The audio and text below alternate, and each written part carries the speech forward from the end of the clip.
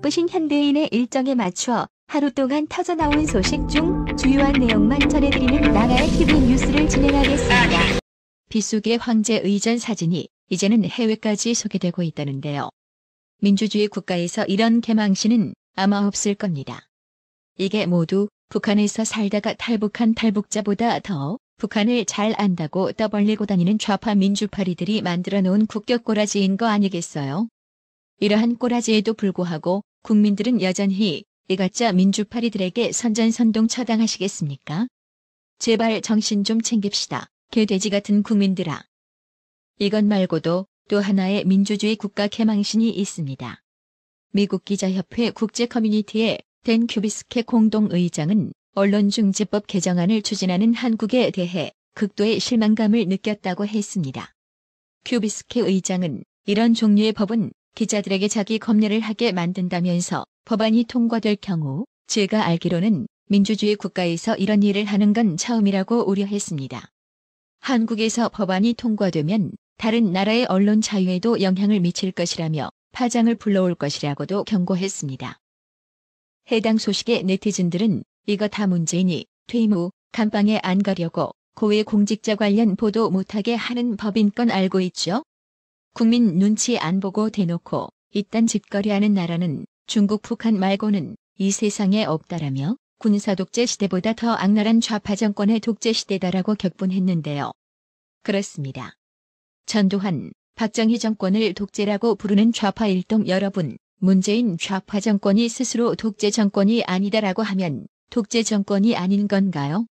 근데 갑자기 이명박 정부 시절 카메라를 땅에 내려놓고 방송 공정성 운운하던 이분들 지금 어디서 뭐 하는지 궁금합니다. 이제 숨어있지 말고 좀 나와서 우파 정권에서 하던 것처럼 방송 언론 중립과 공정을 격렬하게 외쳐보시죠. 문재인 좌파 정권이 모더나사로부터 이번 주까지 받기로 한 우한 코로나 백신 600만 회분과 관련해 손영래 보건복지부 중앙사고수습본부 사회전략반장은 30일 정례 백브리핑에서 모더나 백신 600만 회분의 구체적인 공급 일정을 묻는 기자들에게 모더나사와 계속 일정을 협의하고 있다면서도 문서로 확약돼 있지 않다고 말했습니다. 손영래 반장은 백신 공급일과 물량은 들어오는 순간 들어왔다고 공개를 한다며 계약상 확약한 게 아니라 대표단이 미국을 방문해 협의하고 돌아왔고 이후 이메일 정도의 문서로 받은 것이지 대표단과 모더나사가 그 자리에서 계약서를 쓴 상황은 아니다라고 말했습니다. 그러면서 대표단 간의 협의 결과에 의해 확정한 내용으로 이해하면 될 듯하다며 도입이 될 때 안내를 하겠다고 덧붙였는데요. 아니, 며칠에 얼마나 공급하겠다는 계약서도 없이 그냥 미국 방문해서 모더나사에 백신을 내놓으라고 한 건가요? 도무지 이해가 되질 않는데요. 해당 소식에 네티즌들은 발표는 확정이라고 하고 시간 지나면 협의했다? 위부터 아래까지 쇼에서 쇼가 전부인 정권이라며 이것은 뭐 국민에게 사기치는 것이 전문인 정권이냐? 이 정도면 대국민 사기로 처벌해야 한다고 격분했습니다. 국제원자력기구 IAEA가 27일 북핵 관련 보고서에서 지난달 초부터 북한 영변 핵시설의 5메가와트 원자로에서 냉각수가 배출되는 등 원자로 가동과 일치하는 징후가 발생했다고 밝힌 것으로 확인됐습니다. 북한은 과거 5메가와트 원자로를 가동해 나온 폐연료봉을 재처리해 핵무기에 사용되는 플루토늄을 생산했습니다. 북한이 2018년 12월 이후 2년 반 만에 플루토늄 핵무기 개발의 핵심인 5메가와트 원자로를 재가동하면서 북핵 문제가 다시 한반도를 위협하는 뇌관으로 떠오를 것으로 보입니다. 이에 통일부는 30일 유엔 국제원자력기구 IAEA가 북한 영변 원자로 재가동 징후를 발견했다고 밝힌 것과 관련 핵시설 가동 징후 등 정보 사항에 대해선 확인해드릴 사안이 없다며 확인을 거부했는데요. 왜 거부했을까요? 문재인 좌파 정권 남북 합작 가짜 위장 평화쇼가 들통날까봐 거부한 거 이제 우리 국민들은 다 알 겁니다. 국민의힘은 30일 국제원자력기구 IAEA가 북한 영변 원자로 재가동 징후를 보고한 것과 관련 냉혹한 현실을 외면한 문재인 정권의 일방적인 대북 우회의 끝은 결국 돌고 돌아 또다시 핵이었다며 문재인 정권을 질타했습니다.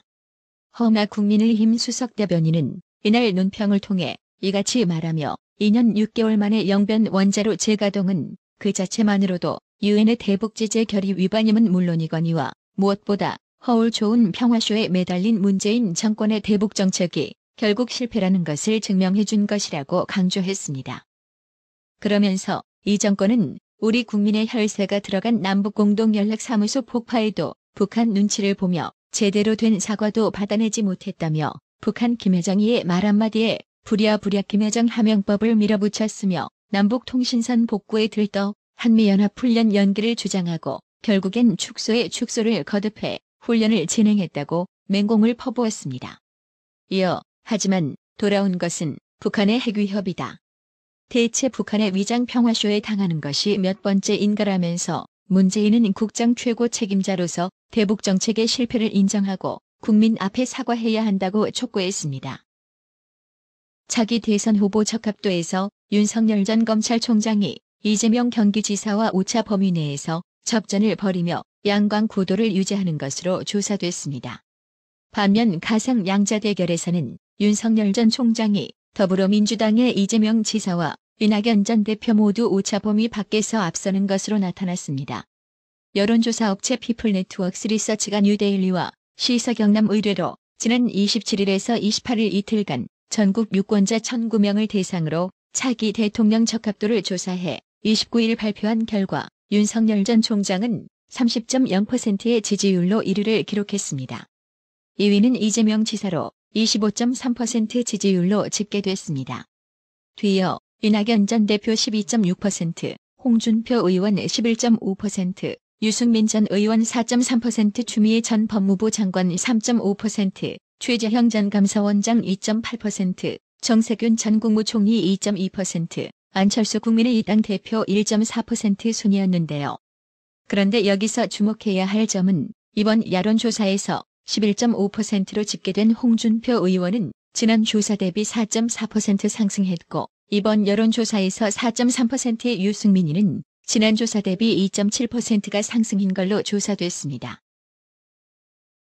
이에 대해 여론조사를 의뢰했던 뉴데일리는 최근 실시된 국민의힘 당내 대선 후보 적합도 여론조사에서 홍준표 의원의 지지율이 급상승한 것은 더불어민주당 지지층과 호남 지역에서 지지를 몰아줬기 때문으로 드러났다고 분석 보도했습니다. 뉴데일리 기사에 따르면 지난 17일 차기 대선 후보 여론조사에서 광주, 전라남북 지역의 홍준표 후보 지지율은 17.4%였고 윤석열 후보 지지율은 15.9%였습니다. 두 후보의 지지율 격차가 1.5%포인트였다가 불과 열흘 만에 5차 범위를 훌쩍 넘은 19.1%포인트까지 벌어진 것입니다.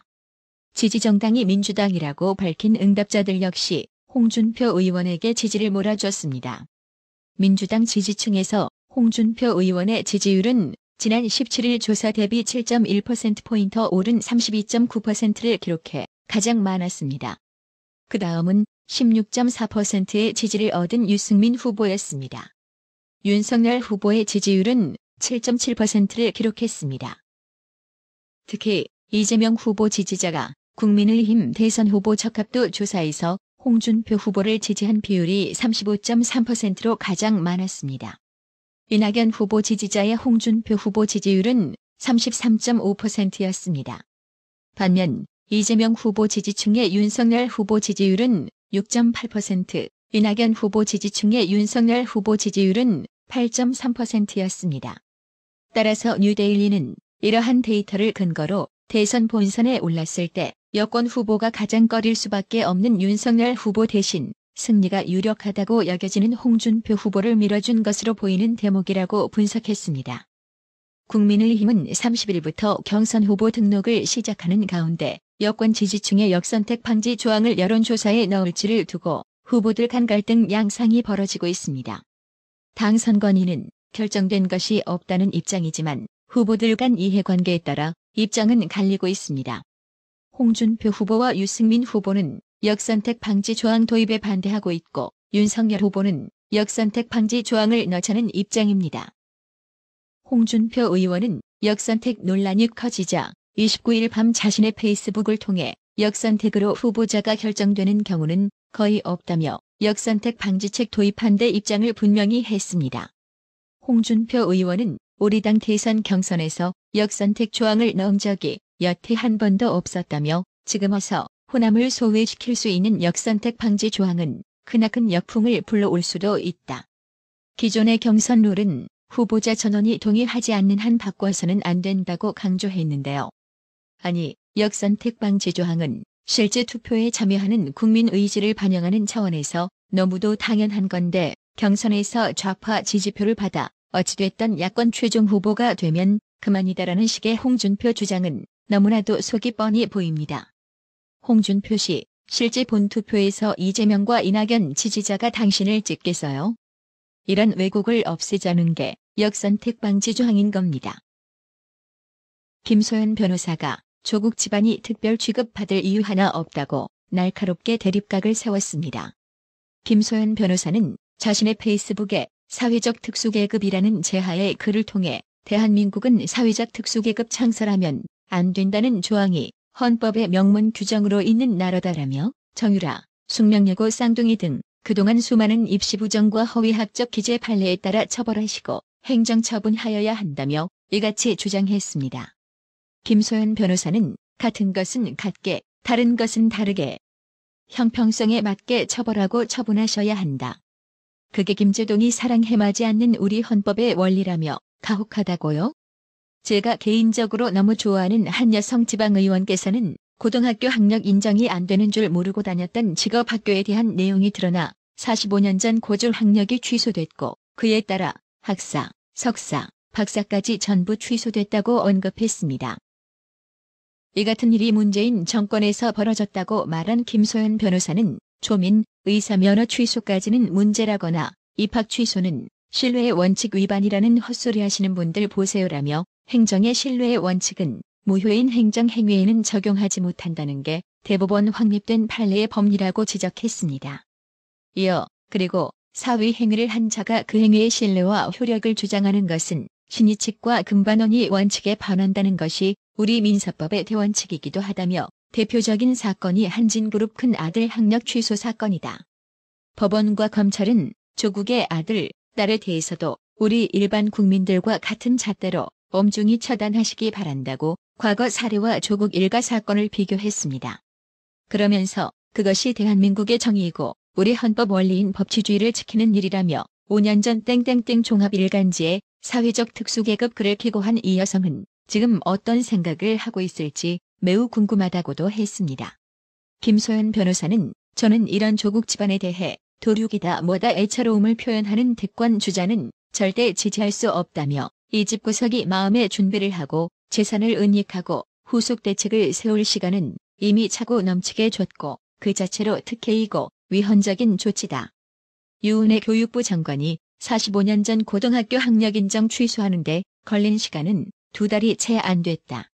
그보다 더한 범죄가 드러나는 조국 아들 딸들은 2년이 지나도록 아무 절차가 진행되지 않았다고 의구심을 표했습니다. 끝으로 김소연 변호사는 이 집구석에 대한 동정은 1도 가질 필요 없다. 지금도 끼니 굽는 노숙인들, 고시원의 수험생들, 생활고로 일가족 극단적 선택을 하는 분들, 복지 사각지대의 사회적 약자들이라며 동정과 공감으로 우리가 살펴야 할 분들이 많다. 전관 변호사들 우르르 몰려가 변호하고 접견하는 이 집구석에 쓰는 마음 그 자체가 사치이고 시간 낭비라고 덧붙였습니다. 나라의 TV는 구독료 후원으로만 운영 유지되고 있으니 구독자님들의 따뜻한 정성이 필요합니다. 항상 뉴스 전달 방식에 노력하는 나라의 TV가 되겠습니다. 구독 그리고 알람 설정, 뉴스 영상 내용이 좋았다면 좋아요를 클릭해주세요.